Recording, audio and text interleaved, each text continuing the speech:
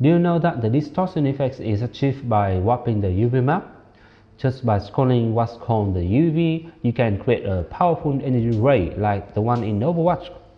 About the famous dissolving effect, it's mostly done with the alpha, but you need to control the order of the dissolution via the UV map.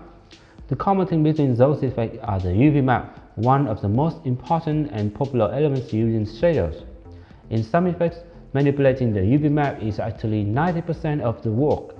Let's see how I reveal the UV map and apply it in an interesting technique called Tint Mask in the third episode of the series Unity Shader Graph on the channel, Abalanche.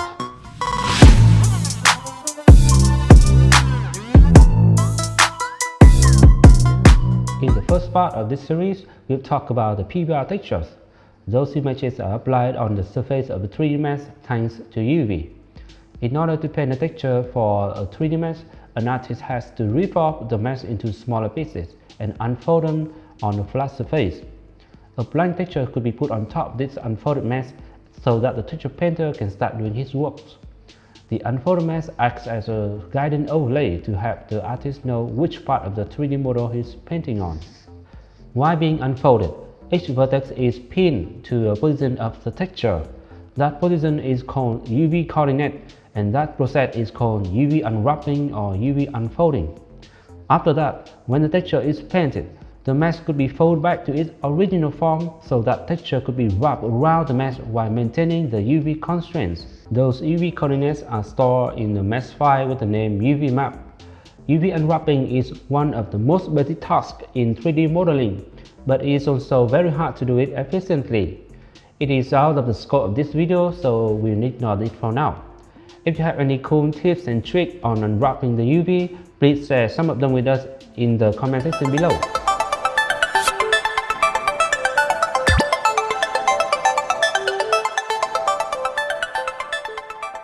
Some pros told a joke that nothing better than Christmas chocolates to explain UV mapping to your kids.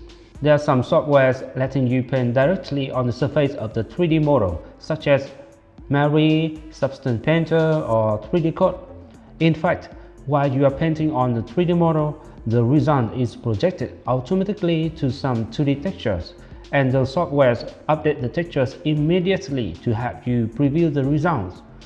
In order to let them know which part of the 2D textures should be projected on, you still need to provide the UV map. There's another way to explain the UV. Imagine that each vertex is a magnetic ball, and when the mask is unwrapped onto a flat surface, each magnetic ball is split in half. The first half stays with the vertex, and the second half sticks to the texture. Then whenever that texture is applied on the surface of a 3D model, each pair of the magnetic ball will try to snap to be stick together. These actions help the texture to be applied on the mask.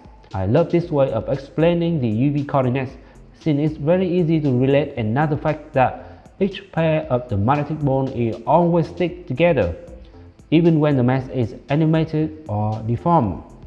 So we just need to focus on those magnetic balls and forget about the texture, because different parts of this texture have to be stretched or shrink just to follow the position of the balls. This is so interesting because it won't happen in the real life. If you consider a texture as a paper or a piece of a fabric, it must be torn apart. But in the realm of computer graphics, that texture is indestructible. It could be stretched to any shape and size. Let's see what will happen if we try to apply a much smaller texture on a bigger mask. Remember our magnetic balls? Whenever each pair of them is snapped together, we could be confident that each part of the texture will be glued on the 3D mask correctly. How can they do that? Because the UV coordinate is stored in a clever way. UV coordinate is a two-dimensional vector. Each component of this vector is in the range from 0 to 1. U-axis direction is from left side to the right side, and the V-axis direction is from the bottom to the top. By using the range from 0 to 1, the UV coordinates are relative to the texture dimension. Let's say we have a pixel with UV coordinate equal to 0.25 and 0.3. The U component equal to 0.25 means that the distance between that pixel to the leftmost edge is 25% of the width, and the V component is equal to 0.3, It means that the distance between that pixel to the bottom is 30% of the height. Now you know why the coordinate 1, 1 indicates in the top right corner of the texture. By using this related coordinate system, the UV map is independent from texture shape and size. By saying that, I mean any texture at any shape and size could be applied on the 3D mask surface without problems. If you unwrap your mask on a square texture, you can still apply a rectangle texture on the mask surface and it will still fit perfectly. If you know about the mid-map technique, do you notice that the mid-map textures are in different sizes and they can still be applied on the same mask at different distance? I might give some more details about the mid-map technique in another short video. Stay tuned. On the visual shader tools, I know you use a gradient from red to green to express the UV coordinate. Why? Well, it's just a convention when you map the UV coordinate to the first two channels of a color. Then we can use the red channel to express the U component and the green channel will be used to express the V component. That's why the point 1, 0 is completely red without any green color, but the point 1, 1 is half red, half green, which means yellow. Don't underestimate this information because you will get huge benefits if you can inspect the UV map with the colors. As you can see in some complex effects, just by looking at the UV coordinate, we could tell that if we are bending or translating the UV coordinate correctly or not. You might be wondering, where's the UV map all the time? I cannot see it. Well, you need Blender or Maya or some other 3D software to see the UV map. You cannot see it in Unity directly, but you can get some help from external plugins like UV Viewer. This plugin can show the UV maps of any mask, which is very convenient.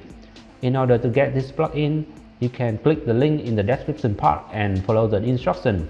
When you're done, you can open the UV Viewer window from the menu. We'll need this plugin in the hands-on part later, so let's get it. That's enough for the UV and texture. Let's move on to the color. As mentioned from the second video, each color is stored as a 4-dimensional vector, which is a vector 4. Each component of that vector is clamped in the range from 0 to 1. Since the color is the vector, we could apply any math vector operations to color, including multiplication and addition. When multiplying two colors, aka two vectors, each pair of according channels is multiplied. It means the red channel of the first color will be multiplied with the red channel of the second color, and so on for green, blue, and alpha channels. If we multiply a single color with each pixel of a texture, we could change the color of the entire texture, and that is tinting. On the screen, if we tint a radial gradient texture with a purple, we could get another radial gradient texture with different shades of that purple. And if we tint a black and white texture with a light blue color, we'll get different shades of that light blue color in different parts of the texture. Similar to color multiplication, each pair of according channels is added together when doing color adding operation. Here comes the main technique of this video, the Tint Mask technique. This is a technique using both color multiplication and color addition. Each color is used to tint an area of the texture using separated masks, which are black and white textures. Then the tinted texture would be combined by simply adding them together. In the end, we got a colorful texture as shown on the screen. The formula is so simple, very elegant, but it is indeed a very clever combination between color manipulation with the support from the UV map. Wanna dig deeper? Since the multiplication between the color and the black will produce black, then the black area of the mask will not be affected by the color tinting. And when we add a color to a black, that color will remain unchanged. It means that the black area of each mask will be replaced by another tinted mask when combining. On the screen, we have 3 masks and 3 colors. The first area is tinted with purple, the second area is tinted with light blue, and the third area is tinted with light green. And if we change the input colors, we could get a different result. And that's why this technique is used to let user customize any color for specific parts of the equipment of clothes or weapons. So, what if the mask area are overlapped? That's a good question. The overlap area are added together normally, and the result is much brighter in those areas. and it may look like a bug. That's why we should avoid these situations. That's enough for the nerdy time. Let's get your hands dirty.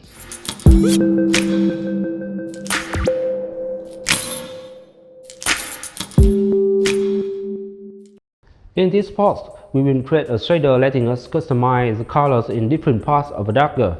You need to install Unity 2019.1 or above with Universal Render Pipeline or URP. So let's take a look at the core idea of this shader first. Before we begin, you need to download this beautiful dagger of XWHN.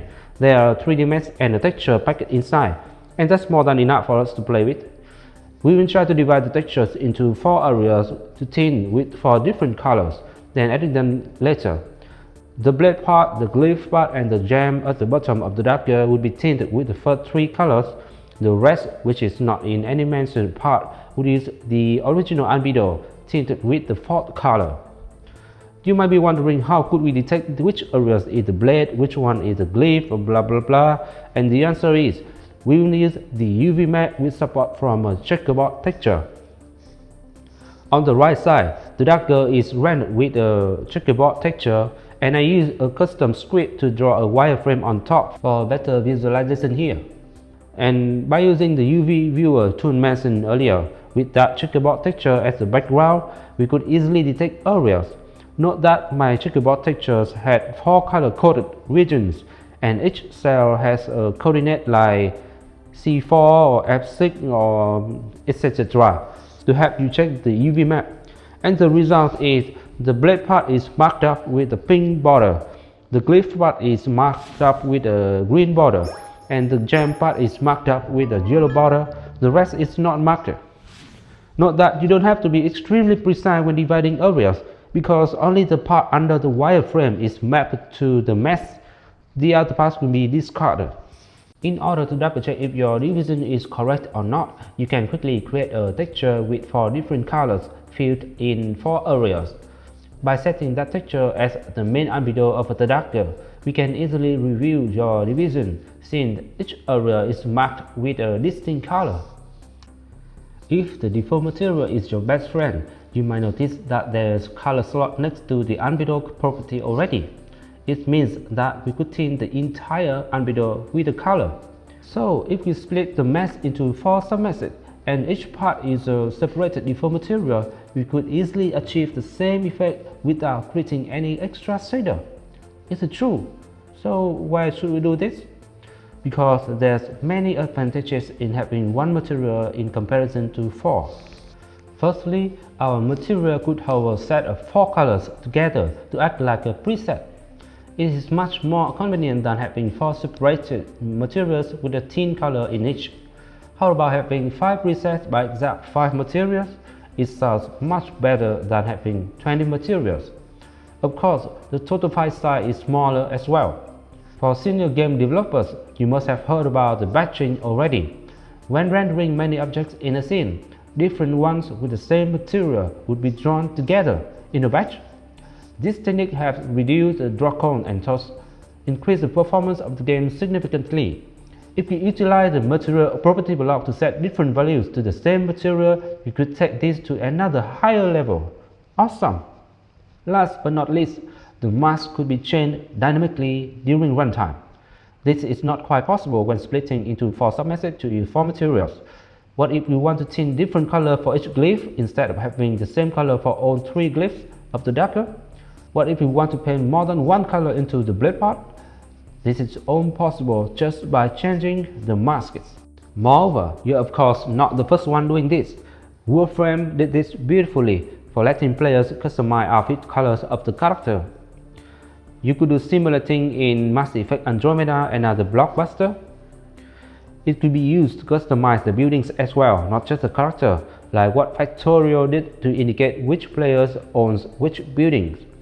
Personally, I think the masterpiece StarCraft took the similar approach as well as Age of Empires. For 2D games like these, many sprites are needed when the units face toward different directions. Then if you bake each tint color in separated sprite sheets, the number of assets will be huge. That's exactly why Factorio picked different solution, which is using Tint Mask. The Hero engine even integrates this as a built-in feature to customize the appearance of the characters. That's enough reasons to move on. These are the steps needed to achieve the result we want. Firstly, we will export the UV map as an overlay texture. Next, we will convert the original colorful Albedo texture into a black and white texture. With support from the UV overlay, we will split the black and white textures into 4 texture masks. After creating a shader graph along with the material, we will load these 4 texture masks to tint them with 4 colors. Finally, we just need to combine the tinted textures. And that's all. This is a challenge for you. Could you create a final shader just based on the idea and my hints until now? There are several ways to create an UV overlay. The easiest method is using a 3D software like Blender. In Blender, you just need to import our darker model and switch to the edit mode. After selecting the UV editor, you can export the UV map from the UV menu. For people that don't have Blender or just because you're lazy, like me, we can use some tricks to create UV overlay from Unity. And I'll show you one of them using the tool UV Viewer. After installing and opening the UV Viewer window, you can select the darker model to view its UV map. Then you can change the color of the background and the UV wireframe. Remember to pick the high contrast colors for easier manipulation later. When you're done coloring, just take a screenshot and import that screenshot into an image editor like Photoshop or GIMP. My choice is GIMP because it's free. In GIMP, you can easily select the outer region by the tool Select by Color. Then you can invert the selection to select the actual UV map. Crop to the selection and scale the UV map to fit the original Albedo texture size, which is 1024. Now you can use that layer as an UV overlay, or you can remove the background as well to leave only the UV wireframe visible. In the next step, we will convert the Albedo texture into a black and white image. There are different ways to do this. By saying converting to black and white, it means that there are many details will be missed. The key when picking the method is you need to define what details you would like to keep and make them pop out. In this situation, I want to keep the contrast between shaded areas on the blade. The main color over there is orange, that's why I need to give the red channel more attention. The green channel usually holds the fine details, which I want to keep in the fabric material of the darker handle part. In GIMP, the desaturate tone with luma or luminosity option seems fits my needs because it calculates the contribution of red, green, blue to the final brightness. However, our original image has a tiny contribution from the blue color, so I want to remove the blue contribution from our black and white image, and I want to increase the red contribution to fill in the space where blue left. By looking up the formula of luminosity, which is 21% red, 72% green, and 7% blue, I customize this mixing ratio to 30% red and 70% green using the mono mixer tool in GIMP. If you're interested in the black and white photo, just like the author of the great article I found about all of these complex formulas, look for the link I put in the description part. After this step, we'll have a UV map image and a black and white texture. Let's move on to the next step. The blade mask is just a part of a black and white texture, so you just need to select the blade area by free select tool and copy the selection from black and white layer. After pasting a copy content to a new layer with black background, you can use that layer as a blade mask, or you can export it as a separated image. The glyph mask and the gimp mask could be created with similar steps.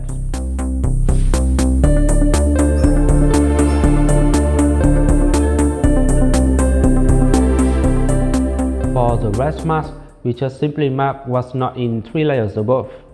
You need to create a new layer with white background, and then you can paint the blade, glyph, and gimp areas with black color. Note that the blade mask had 50 shades of gray, so that we could tint that color to get different shades of that color. The same rules applies to the glyph and the gimp mask.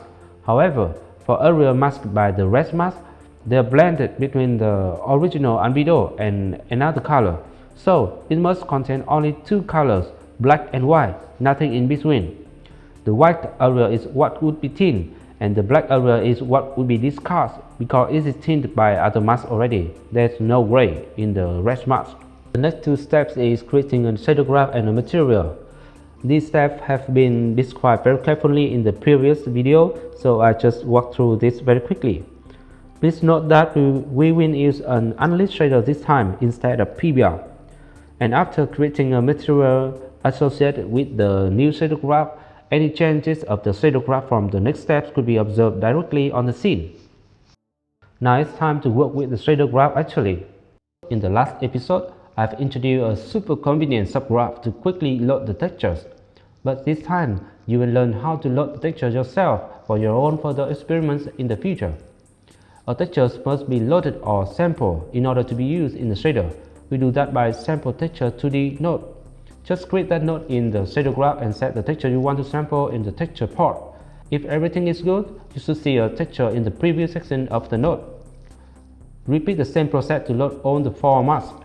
And you might want to use shortcut key Ctrl D or Command D to duplicate the node quickly.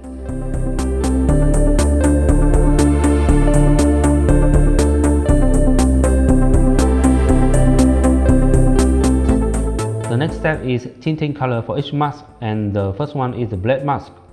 As mentioned from the nerdy time, tinting is done via multiplying, and we will do that literally by using the multiply node. Just create a new multiply node with the color node. Then you can connect the color to the first part of the multiply node and the blade mask to the second part. The blade part is tinted immediately in the node result preview. So easy. Now we tinted the blade part. The glyph and the gimp parts could be tinted in the same way.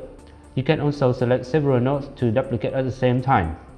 For the rest, we have to do it in 2 steps. Firstly, we need to select the masked area by multiplying the mask with the Albedo texture. Of course, you need to sample the Albedo texture as well. The result is white area of the mask is replaced by the pixels from the Albedo texture. Secondly, we tint the mask area just like other masks. We are really close to the goal, just one more step ahead. The last step is combining the tinted textures, and we'll do that by adding them literally by using the add node. The problem is the add node accepts only 2 ports. It means that we could only add 2 values at a time. So in order to add 4 values, we have to add 3 times. The first time is for the first 2 masks. The second time is for the last 2 masks. And the last one is for adding these intermediate results. Remember to assign the result to the color part of the unlit master node and click the Save As Set button. We now see the customized dagger in the scene straight away. If you go back to the shader graph and change the color, each part of the dagger will be changed too. Awesome! Do you remember the core idea diagram? This is very close to the final shader graph. And that's why you should think about the big picture before digging in. You might think it's such a waste of time, but it's not. On the other hand, it's an extremely simple yet powerful way to quickly assemble the logical data flow. Turns out you don't have to try different ways over and over again while messing around with the actual graph or even the programming code, and thus save a lot of time. That's my advice for you after more than 10 years working my ass off in the game industry, but it's still your personal choice. Anyway, congratulations! You've reached the 100 completion level of this task.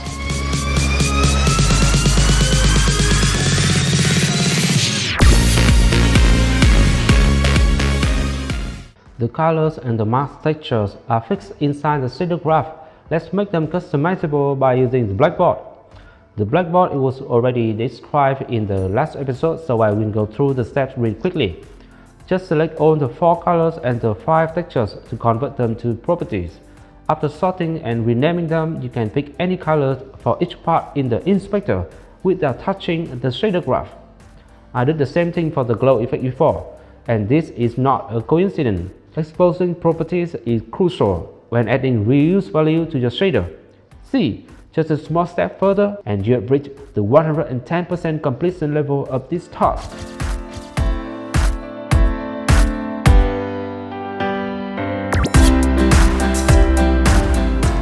Look closely and you will see that the white highlights on the blade parts are dim.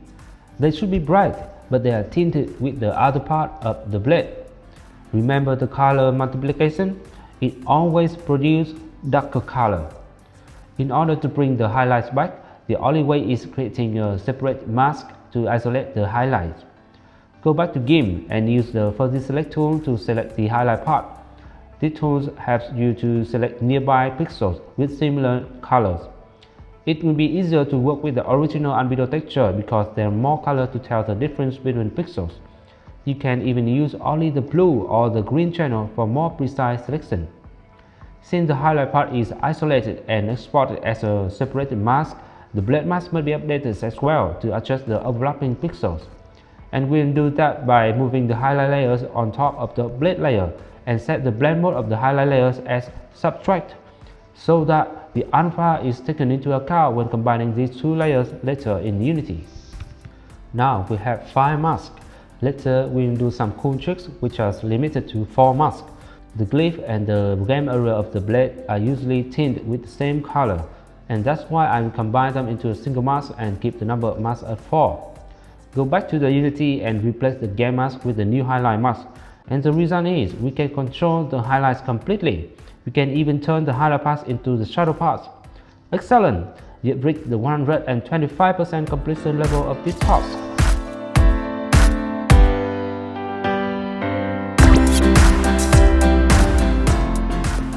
All our masks are black and white.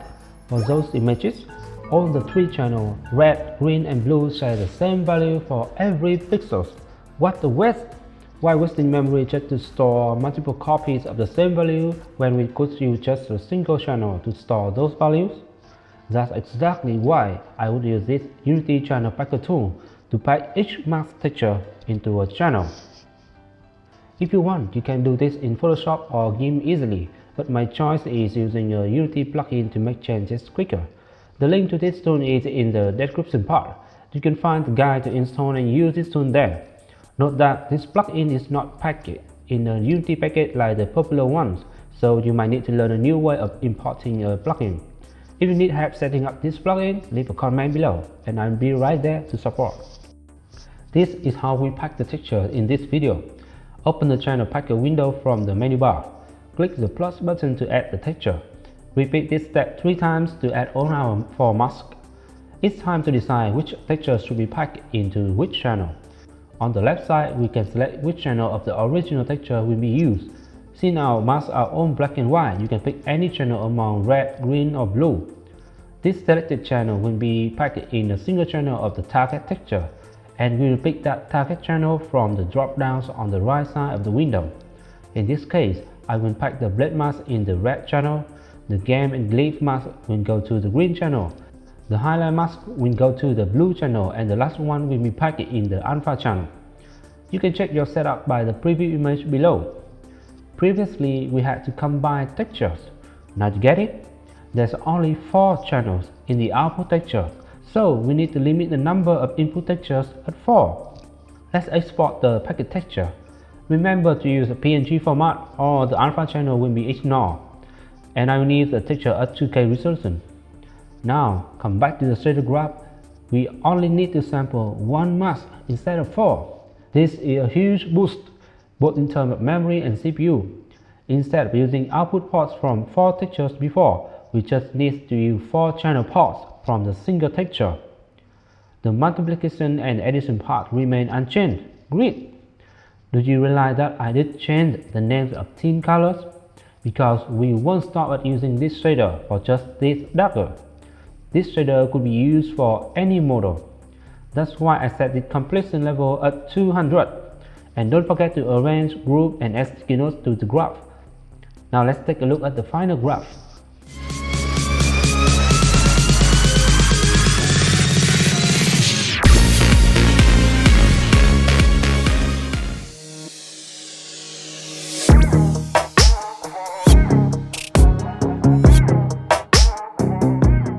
Channel packing is a term for packing multiple textures into an RGBA texture for convenience. Unity or any other game engine has its own convention for default channel packing. For example, in Unity, smoothness map will be extracted from the alpha channel of the Albedo or the metallic texture. Mask map is also another topic of HDRP template to explain this as well. Try to find out more yourself. In the last video, we learned how to use HDR color and the bloom effect to make things glow. let's apply that effect on the game and clip of our dagger. I have a tricky question for you, and I think it needs a solid knowledge about computer graphics to answer. And that question is, could you tell the difference between emissive lights and the bloom effect? Leave your answer in the comment section below. If you got the correct answer, let's hang out to grab some cup of coffee. Of course, the coffee is on me, but the flight ticket to Hanoi, Vietnam is not included. Okay, see those beautiful double daggers? It's quite different to the ones we made few minutes ago. Firstly, it uses a PBR shader to interact with surrounding light. Secondly, a mask is not used to tint the blade, but to indicate the position when sampling a gradient. The dark pixel in the mask will be replaced by purple color, and the bright pixels will be replaced by light green color. Let's learn to use the gradient node yourself. Wanna know a secret? A gradient is the interpolation result between colors, very much like the love node we learned in the last video. A long time ago, we had some serious problem with the multiplication and the addition in the math class. Today, we not only revisit them, but leverage them into a higher abstract level by applying these operations with colors. In previous episodes, I've already suggested the saturate and clamp nodes, which are also the math operators. Then they could be used for color as well. In case your masks are overlapped, the problem could be easily solved by using one of those nodes. Who want to be friends with mathematics now? Another similar technique to customize color is lookup table. If you experience this technique, it's our honor to hear your story. So please reveal yourself in the comments. Lookup table, along with tone mapping and color grading, will be the primary tools for cinematic, cutscenes, or even architecture. So invest time on studying these. Let's see the 4 key takeaways. The first one is UV coordinates are relative position of vertices on a flat surface to indicate which part of the texture should be applied on the 3D surface. The second point is black and white masks could be used to selectively tint area with different colors, and this technique is achieved by multiplying and adding colors. Another related point, each black and white texture could be packed in a single channel of a colorful texture for a smaller footprint. And the final one, our shaders are getting more and more complicated quickly, so keep it neat please. Do not procrastinate, start now. Try to follow the video. The only limit is your imagination. How about using the mask to map a gradient instead of tinting with a single color? And who says a gradient is made from 2 key colors? No one, because you can put an entire rainbow into a gradient if you want. Break the rules after understanding them. The 2 core pillars of the tint mask technique are the tint colors and the mask. In this video, I show you how to customize the color. How about customizing the mask? Can you imagine the game where you can change the patterns on the equipment, not just the colors? Wow, so much freedom! Finally, study more based on the Google Time section. Just a tiny step further. Ayo, happy Lunar New Year! May the happiness, the good health, and the inspiration around you today and always. I bet that you found something interesting here, so please share the joy with your friends. And don't forget to subscribe to the channel, because in the next episode, it will be about the effect that I have been requested the most by all the artists I know, the dissolving effect. It's not an easy one, especially when you need to be familiar with all the things I've talked about in the first 3 episodes of the series. And the shortest way to catch up is downloading assets from my Patreon page to level up your skills. See you around!